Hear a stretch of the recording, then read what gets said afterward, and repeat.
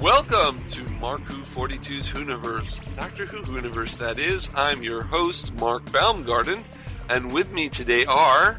Trish Helm, Eduardo M Freyre, Christian Basel, cyber leader. Oh, great. Oh, overacting already. He gets converted. Oh, we're not doing it now. Oh, okay, never mind. Darn it. Yeah. Wait, you mean I don't get to vaporize him to save everybody else from cyber conversion? Ah, damn it. I'd like to say to all our fans out there, hey, I hope you've enjoyed our Florida SuperCon talks and that we've done the past couple of weeks. It's the dog days of summer, so we've kind of been slacking off, but we have a new show for you today. yay! Well, technically, SuperCon stuff was brand new as well. I mean, especially if you didn't go to SuperCon. Yeah. True.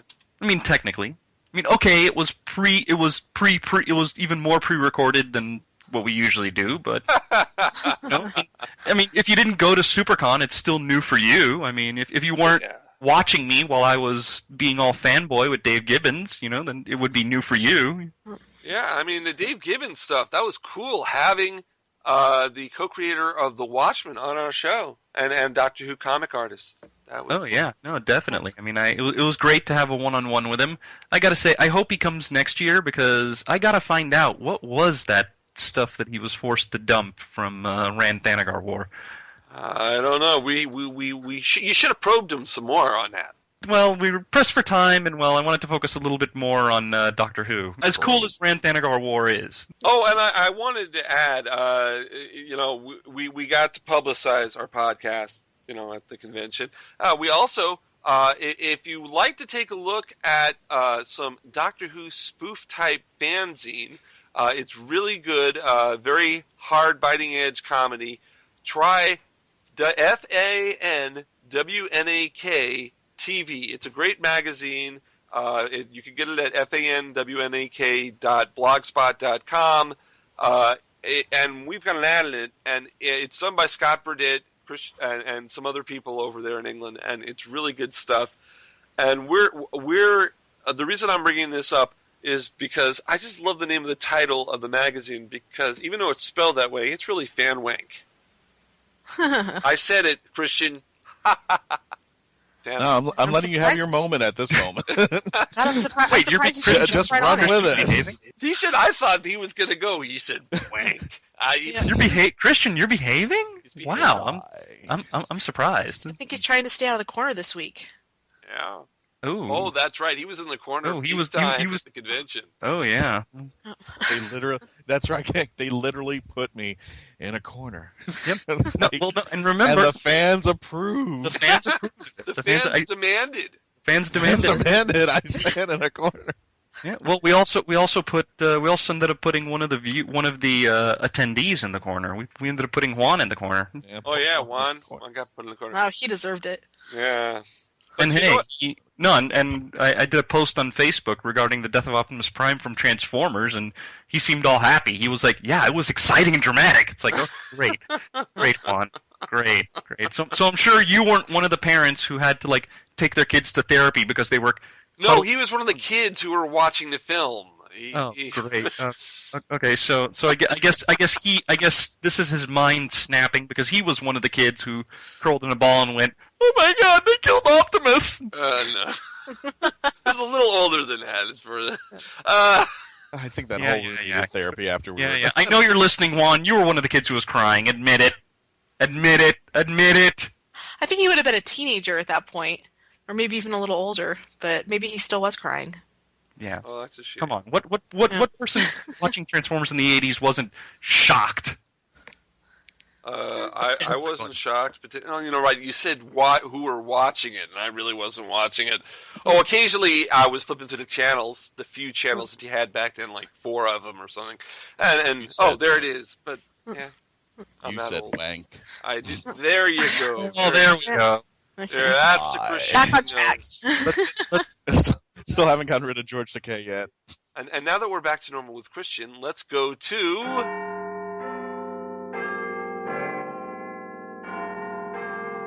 Let's go to Doctor Who news with our Doctor Who correspondent, Patricia Helm. Patricia, is there any news this week? Oh, we do have some news. We've been away for a few weeks. The biggest story that came out was that the anniversary episode of Doctor Who is going to be simulcast around the entire planet. Woohoo! In over 200 countries. So no one is going to have an advantage here. There's not going to be the potential for spoilers because everybody gets to see it at the same time. Does that mean there'll be no commercials on BBC America? Probably not. Wow. Yep, and that means there will be no one on the internet who, when the credits are rolling, goes, "Oh my god, I just saw the episode! Oh my god, that was so cool!" Yep. So it's supposed to air at 8 o'clock in the UK, which means you guys will have to watch it at 3 o'clock. Yeah. And You have I to have watch to watch it it at noon. But I don't care. I don't care if it was 2 or 3 o'clock in the morning. I would be up watching it. For people on the other side of the earth, it will be 2 or 3 o'clock in the morning. I know. Someone I know is up at 2 o'clock in the morning right now. I wonder who that is. Yep. But that's going to be great that we can all watch it as a world. Can all watch Doctor Who. You know, it's amazing. Are we going to transmit it out off planet? Is the International Space Station going to get to watch it? Well, I'm Probably sure that. Remember that they launched the TARDIS on a rocket or something like that? Oh yeah, I heard about They that. launched the TARDIS, and maybe that's the thing that's going up there into space. That's it. And speaking of the 50th, Radio Times is claiming that there's a possibility that, according to one of their sources, that either Colin Baker, Paul McGann, Tom Baker, Sylvester McCoy, or Peter Davison will be in the anniversary special. Well, if I remember correctly, the phrase they used was one of the previous doctors who had a sonic screwdriver, which does knock Sylvester and Colin off.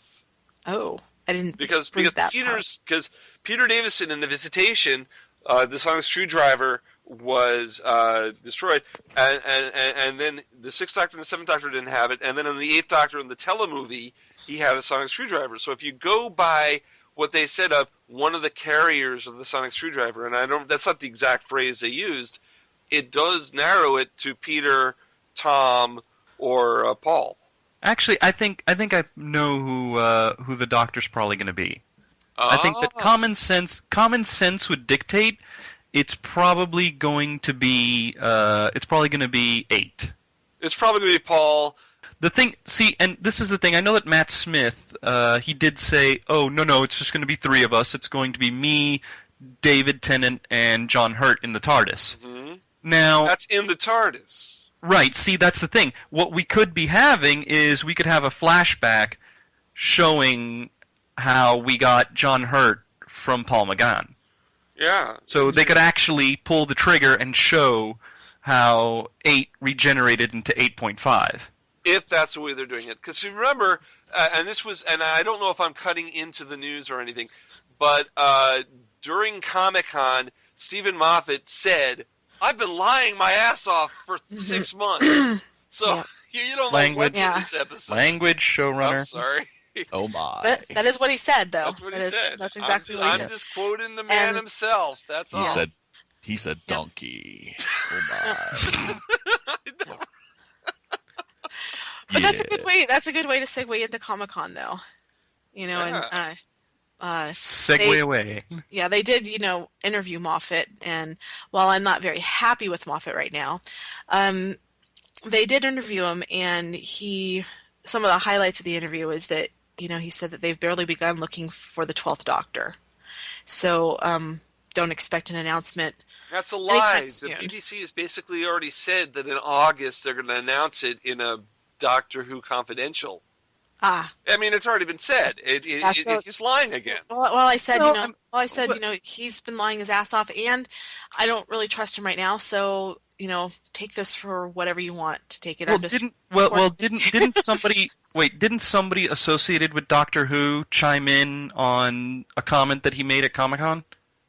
Well, yeah, someone asked him if Captain Jack was going to, why Captain Jack wasn't going to be in the 50th, and he's like, well, how do you know he's not in there? How do you know until you watch it? And apparently that just started a Twitter firestorm on John Barrowman. Because people going, "Oh, you've been lying to us. You've been messing with us." And he finally had to tweet this message. He tweeted, "Once and for all, please stop saying I'm messing with you or lying. I am not in the 50th. I'm disappointed and all this just rubs it in." So, I mean, Yeah. I feel bad for him because, basically Moffat caused, he's not going to be in it, and he really wanted to be in it, and now, I don't know. I'm not happy with Moffat at all because, there's a way to do it, Right. To build the anticipation, and he's doing it wrong. He's making it a painful experience for people instead of what it should be. It should be a happy experience. We should Celebration. we should all be very happy and anticipating this 50th, but he's making it so that people are getting hurt and people are getting upset. I mean, just alone at Comic-Con with showing that exclusive trailer and not letting it be shown to anybody else. Oh yeah, that's and then it's like the only thing we have. The only thing that we got out of Comic-Con is one picture of Daleks. Yeah. That doesn't tell us anything. And then also with him saying, if one person posts this trailer online, I will never bring another exclusive to Comic-Con ever again. It's like, geez, get off your power trip. Yeah. Yeah, it's and this is the thing. It's I feel sorry for John Barrowman, and I feel that his comments are real because while John Barrowman's a goofy guy, I don't think he would fake this level of hurt. Right. No. It's like Nathan Turner 2.0. Look, I agree with Trish. There are ways to build anticipation, and he's doing it wrong. And here's the thing. I understand. I understand that you do want to keep stuff close to the vest. You do want to keep stuff secret. You do want to surprise the audience. And I can get behind that. I can understand that. But, there's a way of doing that. And then the way he's doing, where he even out and out says, "Oh, maybe I've been lying," where that doesn't get people excited. That gets people frustrated and going, "Why should I listen to you?" Yeah. And then the thing about the trailer at Comic-Con is, well, number one, what do the poor British fans do? Exactly. And then what about us? Like, for example, all of us, we were at SuperCon. Right. But this is the thing, and hey, audience, here's a dirty little secret. We're all, this is not, we don't get paid for doing this podcast. We all have 9-to-5 jobs, or we have other ways of making income. We can't, jump on a plane and fly to San Diego. Right. In order to do this. Not to mention the fact that even if let's say 50% of the Doctor Who fans in the world swarmed San Diego, do you seriously think that they all were in that hall at that moment? No. No. It wasn't fair. It and wasn't fair. That hall only holds 7,000 people. Right, so exactly. But you know what? I think we should do something. I have an idea. We can't play the soundtrack of the commercial because it's on the internet. They'll never do another thing for Comic-Con again. You know what, Trish? Why don't you tell the people exactly what happened in that trailer? Yeah, someone was actually kind enough to, post exact details of the trailer. Yeah, he didn't say you couldn't do that. He just said you could not post the trailer. Yep. Okay, so the trailer starts out on a haunting, dark note. Matt Smith is walking in the TARDIS, while in voiceover he says, "I've had many faces, many lives. I don't admit to all of them. There is one life I've tried very hard to forget." And we glimpse the Doctor talking to Clara about his greatest secret. And then what looks like the time war between the Daleks and the Time Lords. Seriously, Daleks blowing up, flames everywhere, everything going to hell. And in the middle of all the carnage, John Hurt, as the non-Doctor looking resolute. "Great men are forged in fire," he says. And then something about being the man who lit the flames. And then we get Tennant and Smith. Tennant in his TARDIS yells Alonzi, while Matt Smith in his yells Geronimo. Rose pops up and warns that the moment is coming. And John Hurt's non-Doctor says that he is ready for what's going to happen. And then the 10th and 11th Doctors comparing their sonic screwdrivers, as Tennant looks possibly a bit jealous of Smith's screwdriver. Oh my. I knew that was coming. And then a shot of both of them wearing clever glasses while Smith wears his fez, and they look delighted with their cool gear. And then a glimpse of Rose looking excited. Oh, and the TARDIS being airlifted down to Trafalgar Square with the Doctor hanging from it. Smith is in the TARDIS when he says, "I remember this. I pretty much remember." And then we see twinkly lights traveling across the Earth. David Tennant and John Hurt are inside Matt Smith's TARDIS. "Oh, you've redecorated. I don't like it," says Tennant. Channeling Patrick Troughton's Had The to Three be said. Doctors. Yep. A title appears. This fall, the Doctor will face his darkest day himself. And we see Zygons, plural, bursting out of a glass case. And then some more shots of Daleks blowing up and being torn apart and generally being direct. And Daleks going kaboomy. yeah. Inside the TARDIS, Tennant tells Smith, "For once, I would like to know where I'm going." Smith responds, "No, you really wouldn't." And then someone says, "I'm looking for the Doctor." And the camera pans around to show Hurt, Tennant, and Smith, with the two doctors trying not to look at their unacknowledged predecessor. Tennant shrugs and says, "Well, you've certainly come to the right place." That would have been so amazing to see, and now we have to wait till November, I guess, to Now, see, at least context. at the very least, I understand that you want to bring something special to Comic-Con. I can I can understand that. I can get behind that. But at the very least, I don't know. The trailer was what, 30 seconds, a minute? Yeah. I don't know. Give us like a tiny, maybe give us a 15-second or 30-second trailer. The thing you is, don't have to all show everything. all the other panels from all the other companies, as soon as they do a trailer, it's like on the internet the next day. Yeah. It's like it's exclusive for like the first 24 hours. Right. And then you get to be like, "Oh, I saw it first." It's like, why couldn't they have done it with this? I got a question for you guys. Let me just put it this way, and I'm just playing devil's advocate. You are the head writer for the 50th anniversary. You want to make this so that nobody can figure it out, just like Clara. Then why do you show it at Comic-Con? Well, like I said, I meant if you Nobody? were trying to make it, I think Comic-Con was more for like, business financial kind of deal, try to make those folks happy.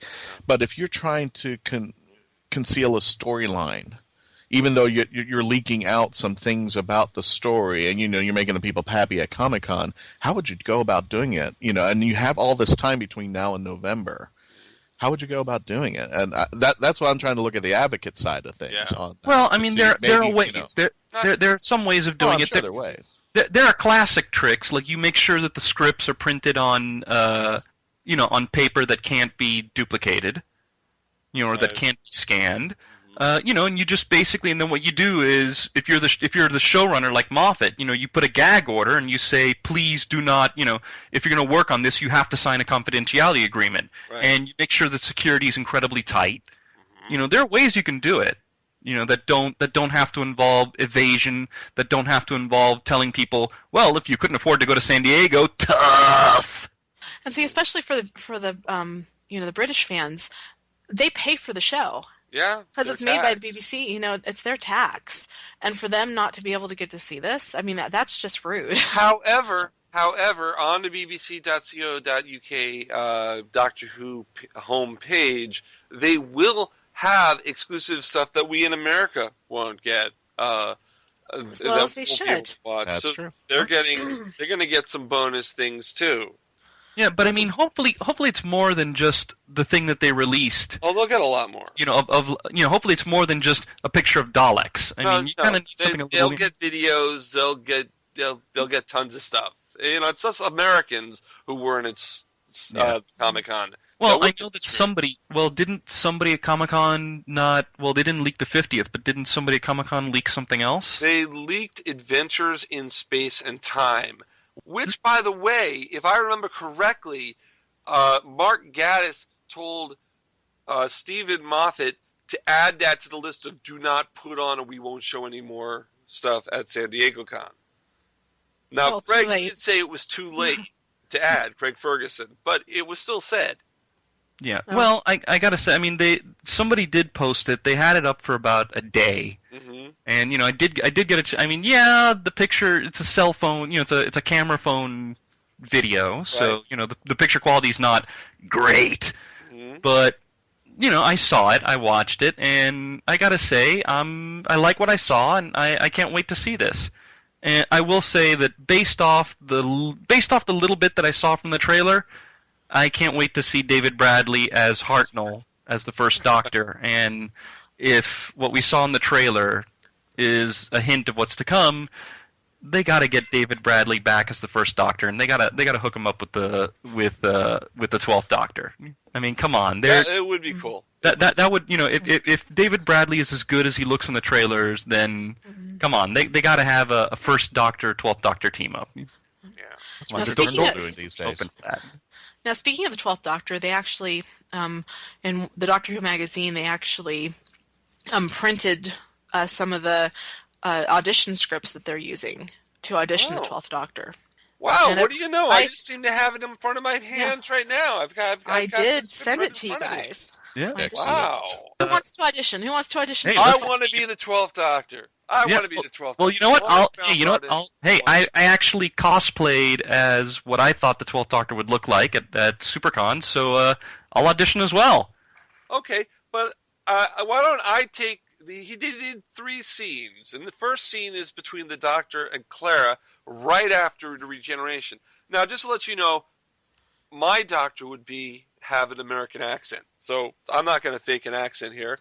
And this scene takes place in the TARDIS. I'm checking out my new body, and Clara is watching. It's been a few minutes, and we're both still adjusting. Are you ready, Clara? I'll play Clara, but I can't do a British accent. So that's fine. We don't. Whatever. We're doing Who. I can't do a cyber leader accent. I'm sorry. I have to do my best here. Okay, so let's try it here. I'll do 80s cyber leader. How's that work? Take one. Mark Baumgarten for the role of the 12th Doctor. Right then, eyesight, not bad, bit blue. Ears, not pointy, right way up, more or less level. Face, well, I've got one. Oh no, French! French. I've deleted French, plus all cookery skills, the breaststroke, and hopping. Never mind hopping, who needs to hop? Oh, the kidneys are interesting. Never had that before. Interesting kidneys. Are you all right? I don't know. Do I look all right? I don't know. How's the face? Seems all right from the inside. Nice action. Responsive. Bit less heft on the chin. How is it? It's okay. Okay? It's a bit, No, I don't know. I haven't seen it yet. Maybe it's just new. Have you changed height? No.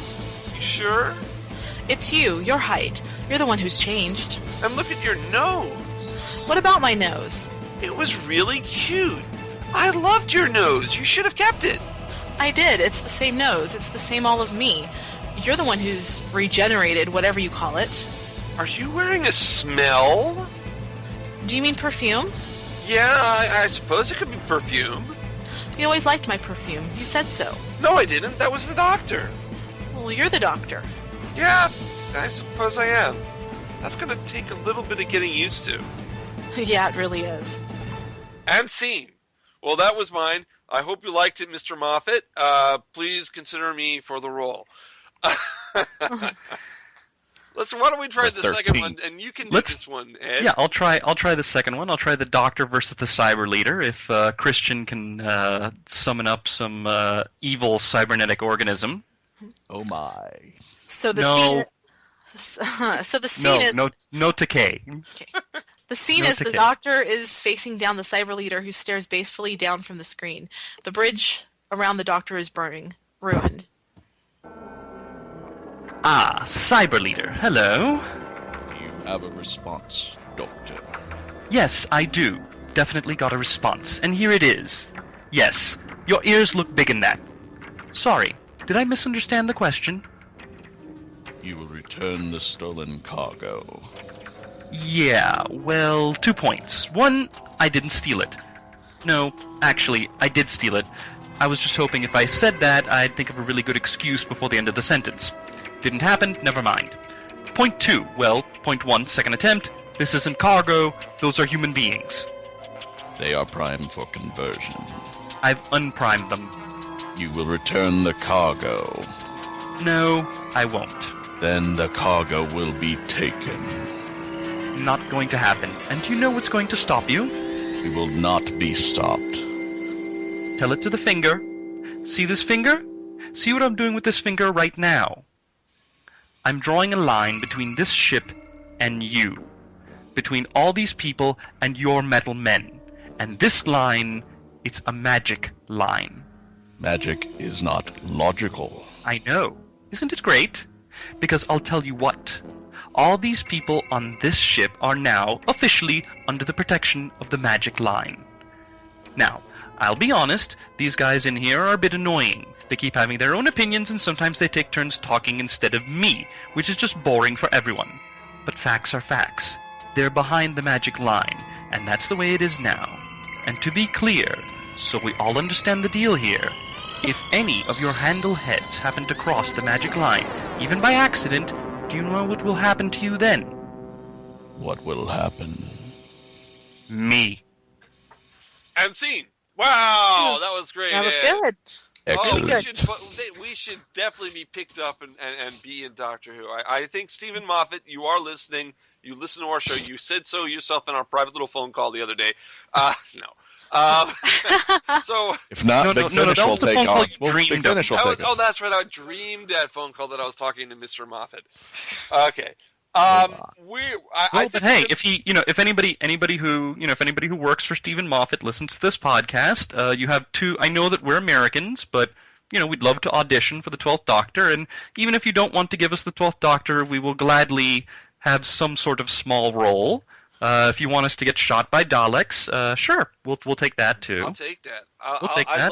I'll get shot by Daleks. Really. I'll if you want me to be an American unit soldier who goes, "What the heck is that?" right before getting zapped. There you go. I'll I'll do say that too. Blimey. Guys, I think we got to go. We did a great job, but I think we have to go to a commercial break. When we come back, we are going to have very special guests, Adam Lofthouse and Ash Tarrant, people from the hit internet series Dr. Stu. We'll be right back. Doctor Who may be off our airwaves until November, but you don't have to do without the Doctor during his 50th anniversary year. When the show was originally off the air during the 1990s and early 2000s, Virgin Publishing and BBC Books released original novels featuring all of the past Doctors and companions. Though now out of print, you can pick them up from markwho42 Books. The books are all in excellent condition and ready to ship right away. Whether to read or just finish your collections, go to amazon.com/shops/markwho42. That's amazon.com/shops/markwho42. The Pull Bag is the GCRN's place for everything you need in the comic book world. We focus on new and current comics, while also tackling a few back issues here and there. So join the entire GCRN crew and see what issues the hosts have with today's panels. You can find the Pull Bag on iTunes and geekcastradio.com. Make your great escape into comics. Pixels in the Animation is the next cartoon review podcast series in the Geekcast Radio Network's long history of review series. We've had Transformers, He-Man, and Mask as far as the cartoon review podcasts we have done. Now we bring in TV's Mr. Neil as he and TFG and Mike break down 9 video game cartoon series. Steve Megatron will join us for the Mega Man and Sonic episodes. We'll be reviewing and analyzing every episode of the Mario, Zelda, Captain N, Mega Man, Donkey Kong, and Sonic cartoons. You can expect us to go in-depth and also talk about the game franchises that spawned these cartoons. So tune in summer 2013 as we find the pixels in the animation. Welcome back, everyone, to the Mark Who42 WHOniverse.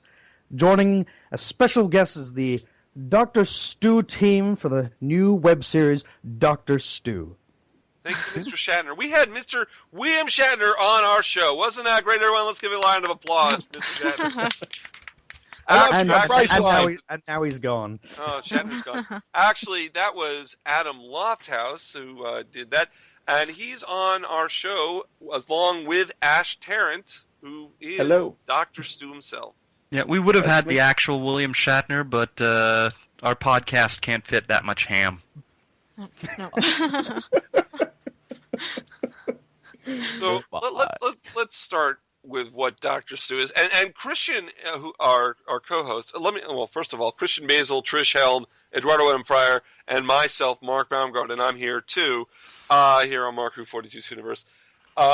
Dr. Stu is an internet TV series that takes concepts from, well, it took concepts from Family Guy and Doctor Who and mixed them together until Fox had a hissy fit. Yeah, they Is didn't that like basically it. what happened? Yeah. That's basically what happened, yeah. I wasn't actually around myself during those days, so it's more stories from that I've been told from Jason and Kevin, but it's basically along those lines. Fox didn't particularly like the characters being used, so they just sort of, it was more of a cease and desist and sort of said you need to stop making these. I basically and take heard them down.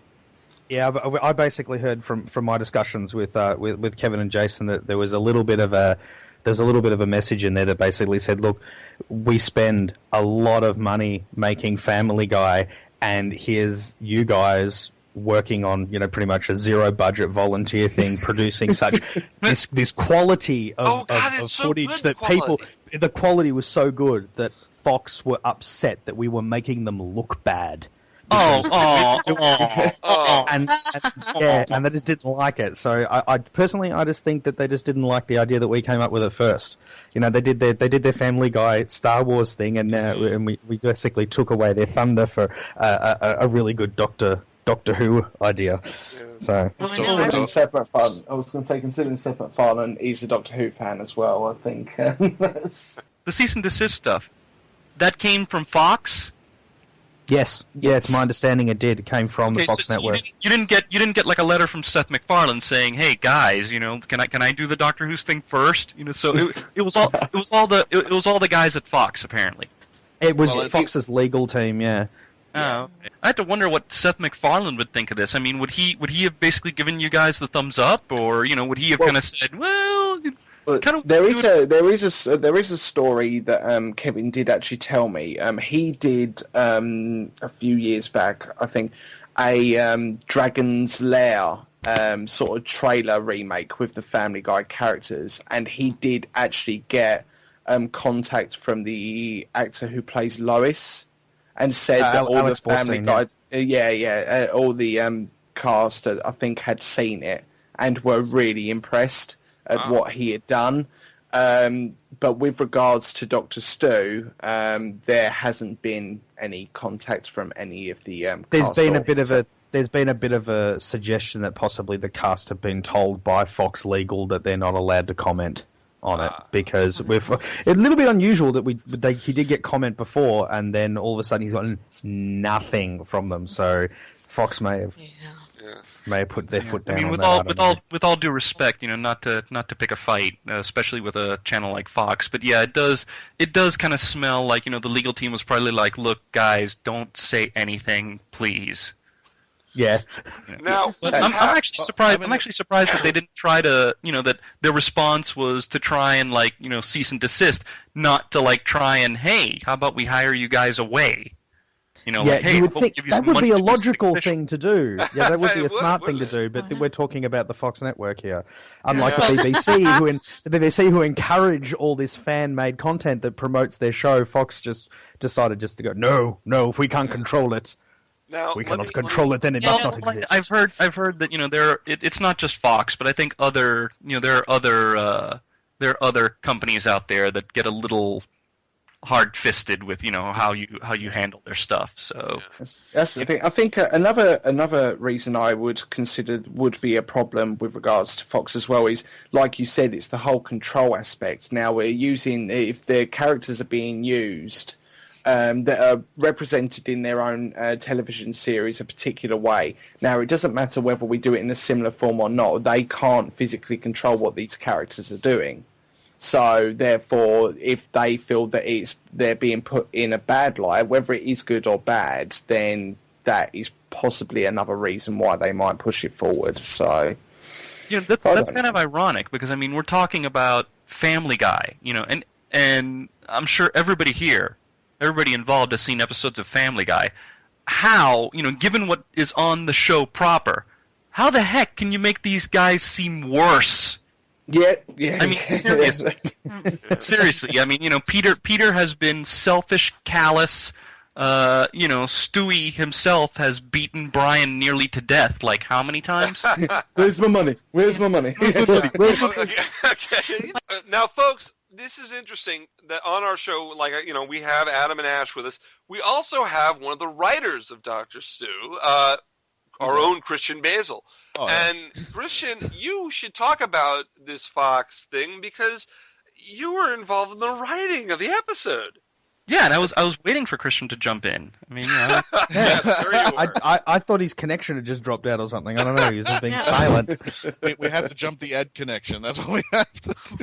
What happened is that at the very beginning, Kevin did the voices, animated everything from his first episode, and it was awesome. I thought it was an awesome idea that he came up with. The way I got involved is that he had a competition on CarsonCreations.com, and he said, I need an idea for a second episode. And I didn't really think he was even going to do it. But I started writing a synopsis and dialogue between having a multi-Stu episode. And so if you really want to do something really that's going to explode out there, I think having multiple Stu doctors out there would be the one. And I started writing the dialogue, and then I submitted to him. 3 months later, he comes back, oh, what do you think? It's a script. He's taken my dialogue, put a story around it, and said, what do you think? I'm like, wait, where were you? I was like, where have you been? I didn't even know I won this thing. I was like, no, it's like, no. By the way, he finally gave me the free T-shirt I won. But yeah, yeah, exactly. A free T-shirt too. What's that? I gave you a free T-shirt too. Oh, I wore it to Disney World the other day, so I was happy camper. Did you get Goofy to freak out? Oh, no, not yet. No. Tinkerbell though, and that's for other reasons. But yeah, after what did your wife think? What's that? What did your wife think when you freaked out? Tinkerbell. The restraining order says at least 50 feet away. But I guess because the second one got so much attention, and for a better term, I guess, not to sound too ego, but went viral and got more attention and more people saw it, and because Jason came in and started doing the animation and it started to take on its own life, and even Kevin confesses it was 10 times better than the original. I think finally somewhere along the internet landscape, it finally got to Fox, and Fox said no. And from what I understand, even Doctor Who BBC was kind of like, yeah, that's not a problem. So I mean, as much as and I know it promotes the show. I was going to say, the show that it's tackling. Yeah, the second episode actually got mentioned in Doctor Who magazine. Which was quite impressive. That might have the attention that maybe it drew, that brought it down. Who knows? But I know Kevin took it a little personally. I didn't take it too well myself, but I was just saying, hey, it's their show. We did what we could. We had a great time. People loved it. So now I'm loving this reboot that brings in Ashley and Adam and Katie. I wish she was here too. But I mean, a new group, a new line of blood to bring. In fact, to flesh it out. So it isn't dead. He just regenerated. Exactly. So the first 2 episodes, which were really funny and very Family Guy-ish, are now, I guess, taken off the internet. You can't watch them anymore legally. Is that true? That's right. They've been taken down completely. Yes. They requested to for us to take them down. So right. But now we've got episode 1 has been released and is out there. The new Doctor, the new what's it called? The new Stu, the new Doctor. The new Stu. Yeah, the new Stu, and it's great. Yeah. And if it wasn't for this Fox saying you can't do this, Ash, you wouldn't have a job. No, that's right. That is right. Yeah, I jumped in. Basically, the story is that Jason and Kevin were looking for a new voice for the Doctor, and a few people auditioned, and they have said this on several occasions. The only reason I got the job was because of my sister, because I asked her to do Bethany's dialogue, so I had someone to lead off of and everything, and they loved her so much that she got it instantly. They said, would she be up for doing it? And it was a little bit up in the air. I know that I was speaking to Jason on the side, who I'd spoken to a couple of times before, and he said, we do like you, but there are other people we're looking at the moment. I know that Kevin wasn't sure. So in the end, I said, right, Kate, we need to write a little script, and send it over. Like you and I doing this dialogue, I sent it over, and I think that was it. That was what made them decide, that Kate and I should work together and do it together. So, well, you do a great job, both of you. Thank you. and Adam, you do a good job too, doing all those voices. Now, did you do the voice of the West Side? Jason, right? No, Jason. That was Jason. Jason. Oh, I'm sorry. Yeah. Oh, that was fun. That was too funny. But you did Shatner. Who else did you do? It sort of jump in a little bit in the Wayback Machine. I originally came across Kevin's first thing that he did before the Fox thing, before the whole Bunch of Stews episode, whatever. And I saw his original thing that he did, and I, after watching it about 10, 15 times and laughing myself absolutely silly every single time, I sent him an email and just basically said, hey, I can do voices as well. And I said, not to step on your toes or anything. And I said, here, I've actually re-recorded all of your dialogue because I do Family Guy stuff as well. I can do Stewie Griffin. And, you can. Ooh, nice. And I can do Peter. And we're not going to need this copywritten. We're not going to need this copywritten, do we?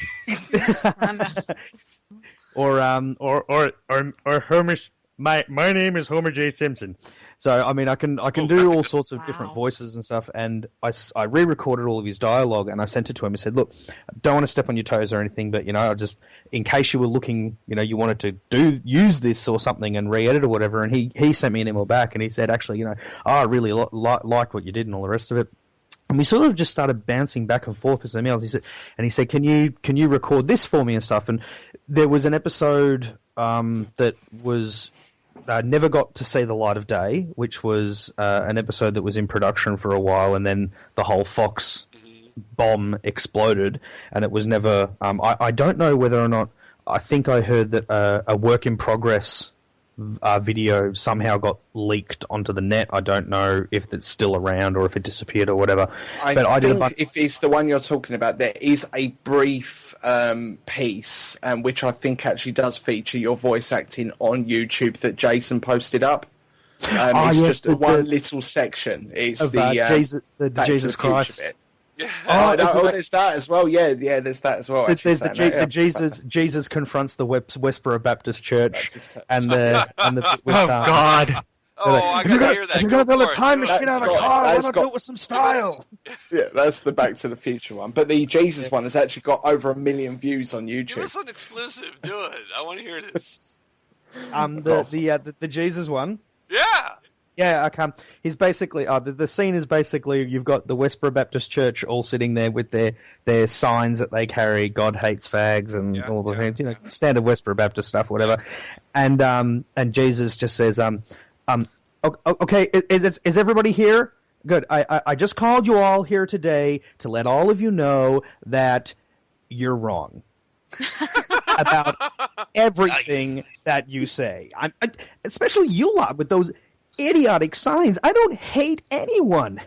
Although if I were to consider it, you would be the first people to know. And a little light bulb comes out of his finger. We have Jesus on our show. It's amazing. Thank you. I mean, first William Shatner, then Jesus. I mean, the guest stars just racking up. Oh, we're all going to hell. We are going to Gallifrey in hell. We are. You know what they say? You go to heaven. You go to heaven for the climate. You go to hell for the company. There you go. Whoa! Hey, that's ironic because Trish and I watched what was it? The Adventures of Mark Twain, which actually had that quote. Yep. Also had Mark Twain. Quote. Yeah, it's like somebody, I think one of the kids asked Mark Twain, so if we die, is there heaven and hell? And he goes, I don't want to give an opinion because I have friends in both places. Sounds like Data doing Mark Twain. I don't know. Well, you know what? I'm not Hal Holbrook, okay? You're not, no. Great respect to Hal Holbrook. Great actor. I always view Mark Twain as the, I can't remember the actor who played him, but in the Star Trek The Next Generation. Time Zero. Yep. Yeah, great episode. Mark Twain would talk a lot like this. I do declare. Don't too much. Trish hasn't seen Next Generation. I gotta introduce her. Hey, if you're going to watch, seriously, actually, and she hasn't watched Next Generation. We will slightly segue here if we're going to talk Star Trek Next Generation for 1 second. Sure. If you are going to watch Star Trek The Next Generation, anybody out there who's going to watch Star Trek The Next Generation, I highly recommend do not get the DVDs, spend the extra money, wait, get the Blu-rays. They're currently up to Season 3 on the Blu-ray releases. They have totally remastered everything, and when you look at the Blu-rays, even compared to the DVDs, the Blu-ray compared to DVD makes the DVDs look like old VHS copies. Wow. They actually went back to the original negatives, and they fully remastered everything from the negatives, and they remastered all of the negatives of the visual effects shots and recomposited them back into the thing. So in the first episode, Encounter at Farpoint, where you had like those two jellyfishy things that were just like these glowing things, now in the Blu-rays, you can see the fine details in the tentacles and everything, and it looks phenomenal. YouTube it; it's absolutely brilliant. But anyway, okay, but it's not.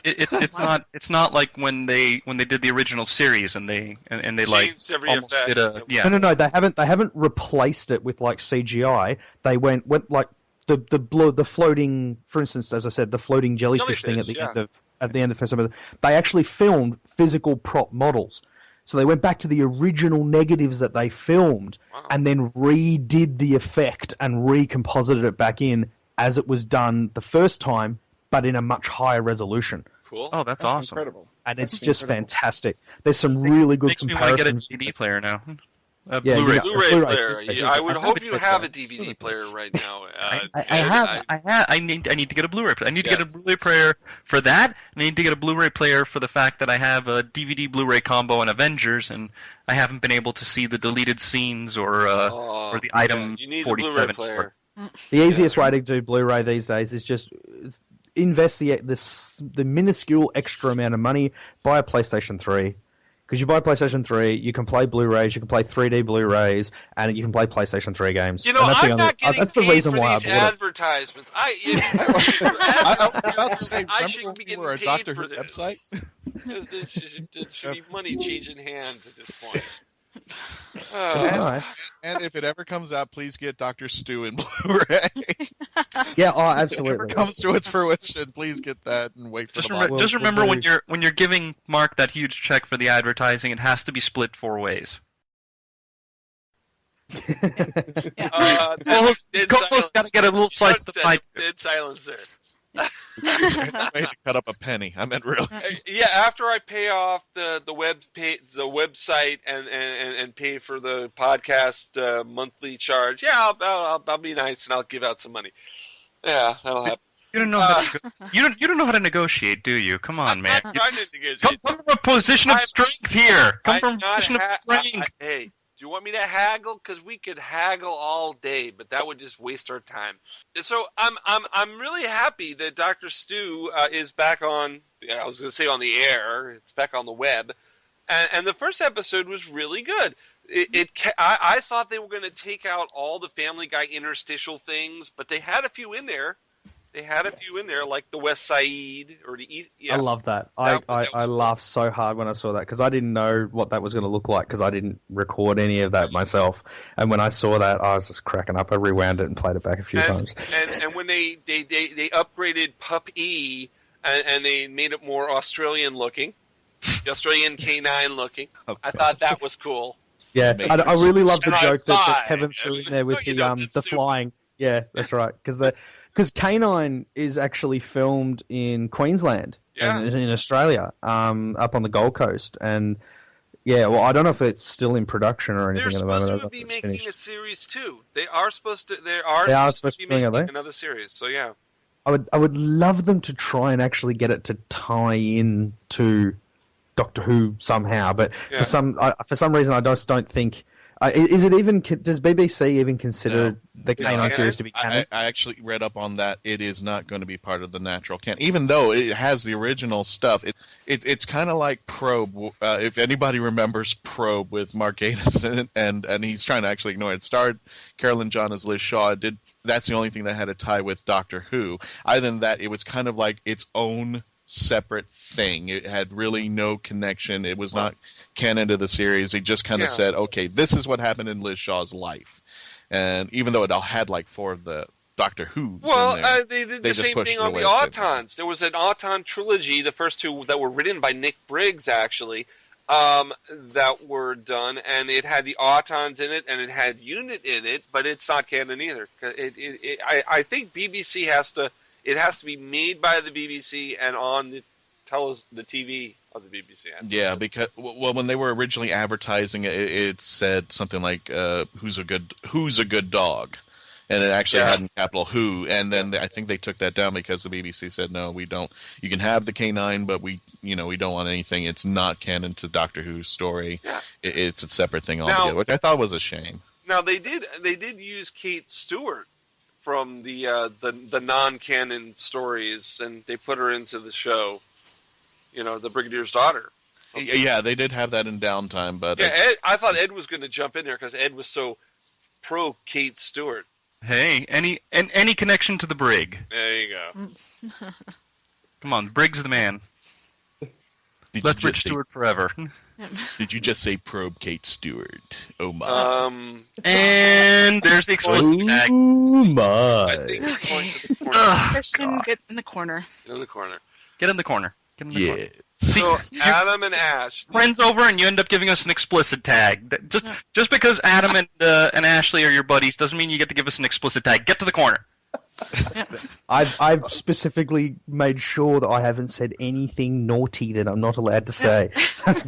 Been keeping an eye on my language. Yeah, we are trying. We are going for the non-explicit rating because that you get the most listeners that way. Which is weird because Smodcast, everything on Smodcast is explicit, and they get the highest ratings on the net. So I don't know how that works. It's the internet. Forever. It's the internet. They can tell you. That's because you've got Jay and Silent Bob on Smodcast. There you go. It's the internet. I can do an impersonation of Silent Bob. Hang on, here it goes. That was great. I loved it. That was great. Yeah, wow. Yeah. Awesome. That was pretty much spot on. Except, no, actually, if you think about it, Silent Bob, in every movie that Silent Bob was in, he had one line. That is true. And in Chasing Amy, he had a monologue. I actually saw Kevin Smith and Jason Mewes in Melbourne in Australia recently. They were actually doing their Jay and Silent Bob Get Old tour, and they went to Australia or whatever. And he was going on. The greatest thing that he loved about Melbourne was because I'll say roughly what he said or whatever, but the founding person who originally founded the city of Melbourne, he goes, man, if I wanted to live in any town, I would want to live in Melbourne. You know why? Because Melbourne was founded by a guy named Batman. Because Melbourne was founded by a guy his surname obviously was Batman, and he's just like, Batman. How cool would that be to live in a town that was founded by Batman? You got Jason Mewes going, man, that sounds so awesome. He's Batman. I'm building my own town because I'm Batman. Yeah. I'm Christian Bale. Yeah, exactly. But speaking of Batman though, and Gotham City, go for it. Who would still want to live in Gotham City? I would have moved out a long time ago. It's like the crime mecca of the entire planet.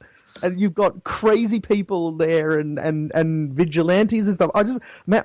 How can the property values there be worth anything? I would have sold my house and bolted somewhere else to Metropolis. At least they've got Superman. Probably would have sold it for cheap. Wait a minute. They have Superman, but Superman recklessly destroys buildings in Metropolis now. No, that's Man of Steel. That's Man of Steel Superman. Hold on. Sorry. Just to quickly say, can we have no spoilers on Man of Steel, please? I'm sorry. I'm sorry. Still haven't seen it. It's out in Australia, and I just haven't had the chance. I haven't seen Man of Steel, and I haven't seen Wolverine. The only thing I said I'm not going to say it again, but is what all the bad reviews are about. That's all. I'm not going to tell you anything. I got to say, as far as answering your question about Gotham, I think for me, well, first of all, I think selling your house, you probably would take a loss because I don't know if anybody would want to. Yeah, absolutely. And then the other thing I would say is that, the regular street crime is not what gets me. It would be that I'd be afraid to drink the water because what happens if goat is in the supply? I'd be afraid to go to a toy store because what if the Riddler has like rigged, one of the, a game of Monopoly? I'd be afraid to like drink do like an icy because what happens if Mr. Freeze has poisoned it? It's like, I wouldn't want to buy a fern because what if Poison Ivy's turned it into some, monstrous creature that will all of a sudden grow 10 times and like strangle me in my sleep? Okay, dude, I'm going to be going to bed shortly. You're just giving me nightmare fuel here. Yeah. Oh, it's 3 a.m. in Australia, isn't it? It is. It is actually. It is 3:05 in the morning in Australia. I stayed up extra late, especially just to be with you guys today. I'm sorry about that, Adam. But Adam, I'd like to thank you for staying up. You get to go to sleep in just a few moments. That's all right. Adam, if it makes you feel better, so will I. Yeah, but what if time is it when when you you already? This is markwho42's Universe, and you know what? We're about out of time anyway, so I'm going to say goodbye to our special guests, Adam Lofthouse and Ash Tarrant from Dr. Stu. Thank you, guys. Bye. Thank you for having us. Bye, guys. Thank everyone. Stay tuned. New episodes coming shortly, soon. Some very clever stuff going on. If you like the story arcs, how the cliffhanger turns out. Yeah, well, I mean, what will be happening first is we've actually got kind of an in-between episode that is not actually. It is, I suppose you could say it is canon, but it's not the next part from the first episode. It's a smaller episode that's going to be coming out, and we've actually got someone guest starring in it. So, yes. And that's a big secret. Spoilers. Can't say. So we're going to keep that quiet, but we will be announcing that fairly shortly. And then straight after that, our episode 2 will be coming out. But for future episodes, we have got some big things coming, some really big characters and everything. So I think people are going to get quite excited. If you really like as well the clever overarching story arcs that Doctor Who does, like your Bad Wolves and stuff from season 1, there's things in the works, is all I will say, and it's looking very good. Can't say any more than that. I forgot to mention that Inspector Spacetime was in your episode 1. Was yes. it? Oh, yes. He was. Yes. Yeah. We were so lucky that he was able to do that little thing for us. It was so good. So I want to let all our listeners know, go to our Facebook page, markwho42's Whoniverse. We're Twitter at markwho42. You can check us out, listen to us, which you're doing right now, markwho42.com, on Stitcher Radio app, on iTunes. We're on Geekcast Radio Network. We're on Florida Geek Scene because we record out of Florida and everywhere else around the globe. We are truly international today. Like I said, thank you, Adam. Not a problem. Thank you, Ash. Yeah, thank you. Yeah, thank you, Adam, for staying up. Hope you will be able to get some sleep. As an insomniac, I sympathize with lack of sleep. Oh, that's okay. I'm totally just about already asleep. Anybody want to get him like a pillow and a teddy bear? I'm actually lying on my couch in my theater room at the moment. I'm theater room. That's not fair. Ooh, I do. I've got myself a nice 55-inch TV with a surround sound stereo system, and yeah, no, I love it. When I got my new house, I built it, and I said, I have to have a room for watching movies, the movie room, theater room. See you guys. I'm going to Australia. You can crash. Everybody crash on Adam's couch.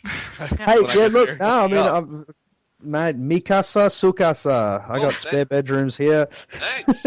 It's all good. We have a place to go. I've extended in Australia now. If we come, I've extended the offer. I've extended the offer to Ash and Katie and the rest of the Stu gang, and by extension, you guys as well. If you want to come down here, you can chill out and crash. And because I always try to. Can we throw a shrimp on the Barbie? you Paul Hogan, I want to kill you. Paul Hogan. I didn't. Paul Hogan. I remember the old Paul Hogan show. That was a great show back in the 80s. Paul Hogan and I love that show. But then when he did Crocodile Dundee, what the heck was that? There's still the great line though that Money is just making. That's what it was. From Crocodile Dundee is the famous line that everyone knows. He goes, he's got a knife. That's not a knife. That's not a knife. Yeah. That's a knife. And on that note, bye from us, Mark Baumgarten, Trish Helm, Eduardo M Freyre, and Christian Basel. Lonze, we'll see you, or you'll listen to us next week here on Mark Who42's Universe. Bye! Do you think every time that Moffat lies, an angel gets its wings? No, a weeping angel gets its wings. Ah. Bye! Bye. Ta-ta. Mark Who42's Universe has been written and presented by Mark Baumgarten, Trish Helm, Eduardo M Freyre, and Christian Basel. Special thanks to our special guests, voice actors Ashley Tarrant and Adam Lofthouse of Dr. Stu. This show was edited, produced, and directed by Mark Baumgarten. Please remember to rate us and listen to us on iTunes and the Stitcher Radio app, and comment on our broadcast at geekcastradio.com and floridageekscene.com. Tweet us at markwho42 and check out our Facebook page, Mark Who42's Universe. We can be contacted by email at mark@markwho42.com with the subject line, question mark. Doctor Who and his properties are owned by the BBC, the British Broadcasting Corporation. This podcast is streaming from markwho42.com. This podcast is owned and copyrighted by Mark Baumgarten, 2013.